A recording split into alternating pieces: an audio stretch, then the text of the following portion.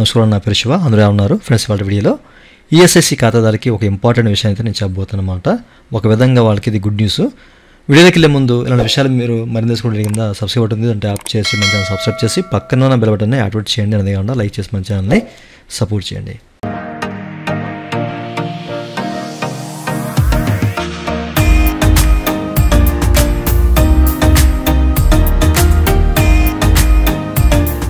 ఇక టాపిక్ని స్టార్ట్ చేస్తే కనుక సో మీరైతే ఇక్కడ చెక్ చేసుకోవచ్చు అనమాట. ఓకే, సో మనకేంటంటే ministry of labour and employment నుంచి ఒక ప్రెస్ నోటీస్ అయితే రిలీజ్ చేశారన్నమాట. సో వీళ్ళు హెడ్లైన్లో క్లియర్గా మెన్షన్ చేశారు.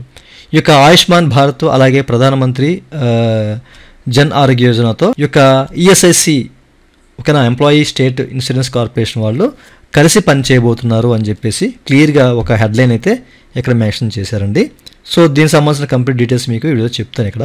ఓకే, అయితే మన కార్మిక ఉపాధి శాఖ మంత్రి డాక్టర్ మున్సుఖ్ మాండవీయ గారు ఈయన మార్గదర్శకత్వంలో కార్మికులకు వారి కుటుంబ సభ్యులకు ఆరోగ్య రక్షణ సదుపాయాలు అంటే దీనికి సంబంధించిన బెనిఫిట్ మరింత విస్తరించేలాగనమాట.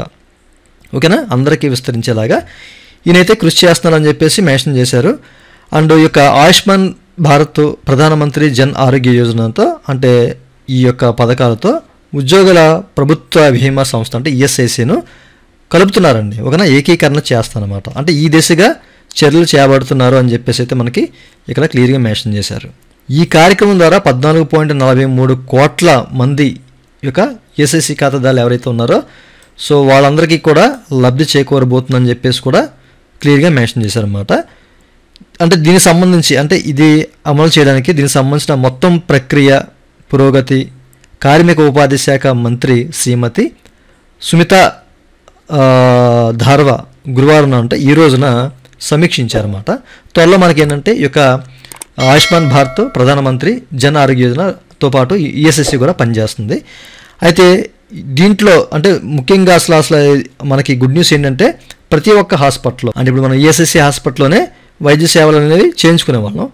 సో ఇవి ఇక నుంచి ఏంటంటే వీటితో ఏకీకరణ చేయడం వల్ల ఏంటంటే మీరు ఈ యొక్క ఆయుష్మాన్ భారత్ ప్రధానమంత్రి జన్ ఆరోగ్య యోజన ఈ యొక్క హాస్పిటల్స్లో కూడా మీరు అనేది ఆరోగ్య సేవలు మీరు మీ కుటుంబ సభ్యులు చేయించుకోవచ్చు అని చెప్పేసి క్లియర్గా మెన్షన్ చేశారు. ముఖ్యంగా ఏంటంటే ఈ పథకం అమలు కాని జిల్లాలు చాలా ఉన్నాయండి.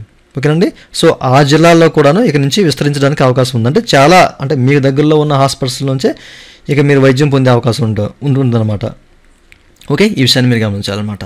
ఓకే, అంటే ఇప్పుడు మనకేంటంటే ఒక 30,000కు పైగా ఈ యొక్క ఆయుష్మాన్ భారత్ ప్రధానమంత్రి జన్ ఆరోగ్య యోజన కార్యాలయాలు అంటే హాస్పిటల్స్ చాలా ఉన్నాయన్నమాట. సో ఈ హాస్పిటల్లో ఓకేనా మీరు చేసుకున్న చికిత్స ఖర్చుపై ఎలాంటి ఆర్థిక పరిమితి లేకుండా ద్వితీయ తృతీయ వైద్య సేవలు ఏవైతే ఉన్నాయో అవన్నీ పొందే అవకాశం ఉంటుందని చెప్పేసి మనకి ఈఎస్ఐసి డీజీ శ్రీ అశోక్ కుమార్ సింగ్ గారు తెలిపారన్నమాట. ఓకేనా, సో ఈయన కూడా క్లియర్గా మనకి మెన్షన్ చేశాడు ఈ విషయాన్ని. ఓకే, సో మనకేంటంటే ఈ సమీక్షలో క్లియర్గా ప్రతి ఒక్క దాని గురించి వివరించారు. ఓకే, త్వరలోనే మనకేంటంటే ఇవన్నీ కూడా ఏకీకరణ చేస్తున్నారు. సో దీని కారణంగా మీరు ఏ హాస్పిటల్స్లోనైనా ఈఎస్ఐసి హాస్పిటల్ ఎక్కడైనా కానివ్వండి, అది ఆయుష్మాన్ భారత్ ప్రధానమంత్రి జన్ ఆరోగ్య కేంద్రాలే కానివ్వండి లేకపోతే ఈఎస్ఐసి కేంద్రాలే కానివ్వండి ఎక్కడి నుంచైనా వైద్యం చేసుకునే అవకాశం అయితే ఉంటుందన్నమాట. ఓకే, నిజంగా ఇది ఈఎస్ఐసి ఖాతాదారుకి గుడ్ న్యూస్ అని చెప్పి అనుకోవాలి. ఓకే, చూసారు కదండి. సో ప్రతి ఒక్క విషయం తెలియాలి మీకు అనే ఉద్దేశంతో నేను చెప్తున్నాను. ఇంకా మీకు డౌట్స్ ఉంటే వీడియో కింద కామెంట్ సెక్షన్లో కామెంట్ చేయండి. ఇదండి వాళ్ళ వీడియో. ఈ వీడియో మీకు నచ్చితే కింద లైక్ బటన్ ఉంది, లైక్ చేసి మన ఛానల్ సపోర్ట్ చేయండి. అలాగే నిమిషాలు మీరు మళ్ళీ తీసుకోండి కింద సబ్స్క్రైబ్ బటన్ ఉంది, దాన్ని ట్యాప్ చేసి మనం సబ్స్క్రైబ్ చేసి పక్కన button. Thank you for watching and జై హింద్.